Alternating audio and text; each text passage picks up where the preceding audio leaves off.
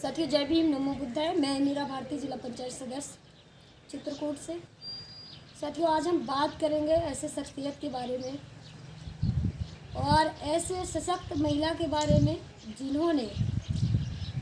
जिनके पति ने पूरा देश का संविधान लिख डाला।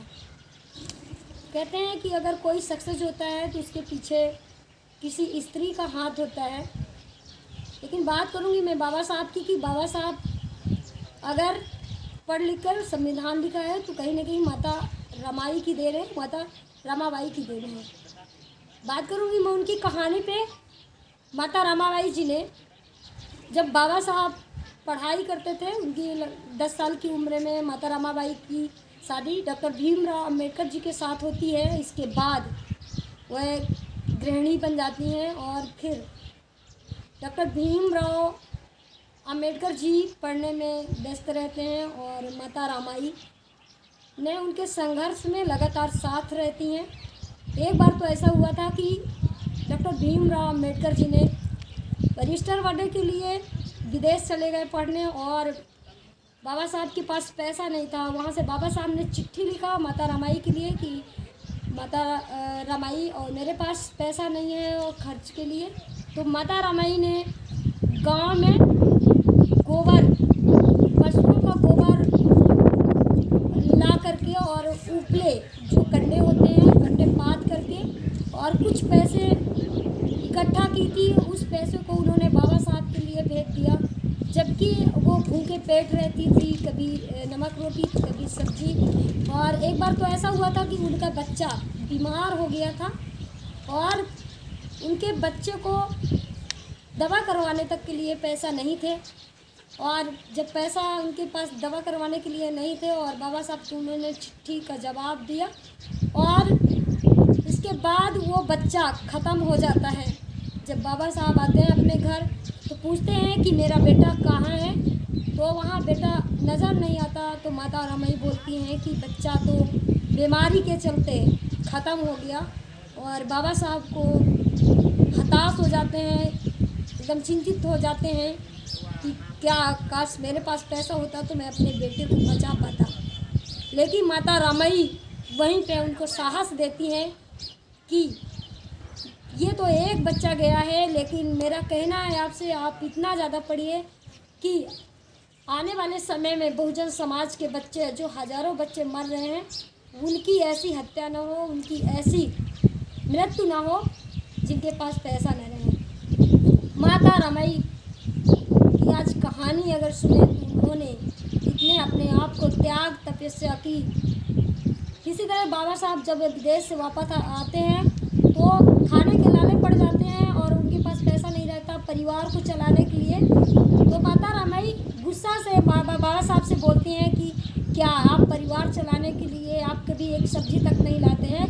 तो एक दिन ऐसा हुआ था कि उस दिन और न्यायालय में केस लड़े थे, उनको 300 रुपये मिला था, जिसमें से वो सारे पैसे लेके और आए और माता रमाई को पैसा देते हैं और बोलते हैं कि लीजिए, तुम कह रही थी कि मुझे परिवार के लिए आप पैसा नहीं देते हो, तो आप गिनिए ये पैसा कितने हैं। माता रमाई बोलती है कि मैं तो एक गृहिणी हूँ और इतने पैसे भला कौन गिन सकता है, वो तो आप ही गिन पाएंगे, मैं तो अनपढ़ भी हूँ।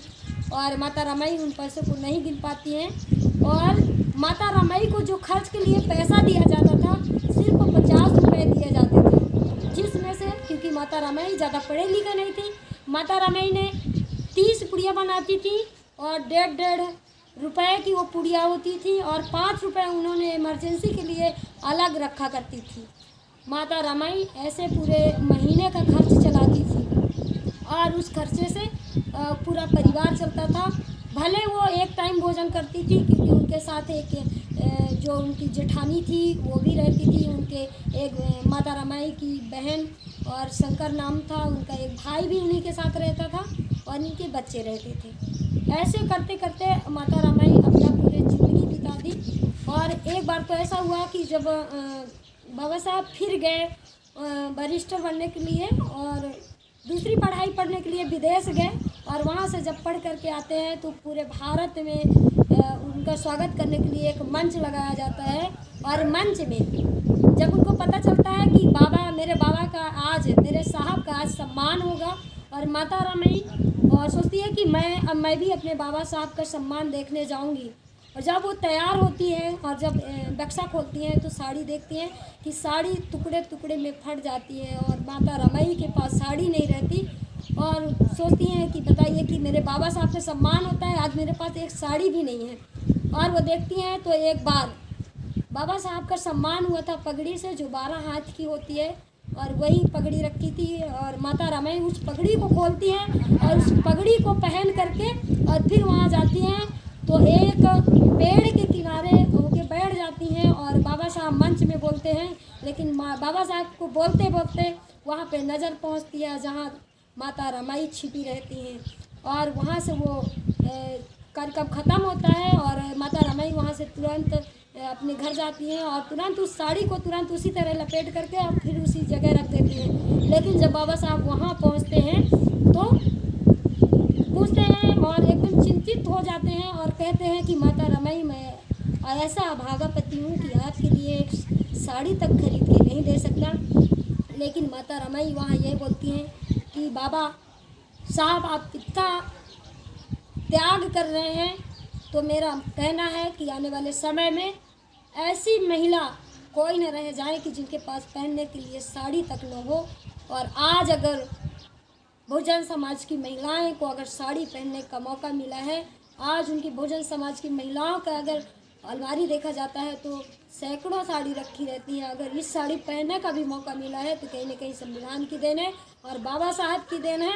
और अगर अगर जो हम ये कपड़े पहन पा रहे हैं तो कहीं ना कहीं ये माता रमाबाई की त्याग है, जो आज हमारी बहुजन समाज की महिलाएं अच्छी अच्छी साड़ी पहन के बाज़ार जा पा रही हैं और कहीं किसी कार्यक्रम पे जा रही हैं। लेकिन हमें सोचना चाहिए, उनके त्याग तपस्या को देखना चाहिए कि उन्होंने हमारे लिए और हमारे बच्चों के लिए कितना कुछ त्याग किया है। और हम लोगों को उनका जो त्याग था पढ़ने की ज़रूरत है, उनका इतिहास पढ़ने की ज़रूरत है। एक बार तो ऐसा हुआ था कि जब माता रमाई बाई का बच्चा ख़त्म हो जाता है तो उनके आरती जो शव था उसके लिए उनके पास चीवन नहीं था और उस लाश को ढकने के लिए कोई कपड़ा नहीं था। तो उन्होंने क्या किया था कि अपनी आधी साड़ी फाड़ करके अपने बच्चे को उस साड़ी के कपड़े में लपेटा और फिर अंतिम संस्कार हुआ। इस बात को जब बाबा साहब को पता चलता है तो बहुत रोते हैं और माता रमाई भी वहाँ पे बहुत रोती है और कहते हैं कि आपके समाज सेवा के चक्कर में मेरे 4 बच्चे खो गए और मैंने अपने बच्चों तक को नहीं बचा पाई। लेकिन मैं आपसे ये कहना चाहती हूँ कि आप हमारे बच्चे ज़रूर चढ़ गए। और बाबा साहब जवाब देते हैं कि माता रमाई, आप तो 4 बच्चों की मृत्यु देखा है, लेकिन बहुजन समाज के बच्चे कई लाख करोड़ बच्चे मर रहे हैं भूखे प्यासे। उनके हक अधिकार के लिए मुझे लड़ना होगा। और ऐसे उनके त्याग तपस्या थे माता रमाई बाई की। उनकी आज जयंती पे उनको श्रद्धा सुमन अर्पित करते हुए सत सत नमन करती हूँ। सत्य जय भीम, नमो बुद्धाय, जय सरदार, जय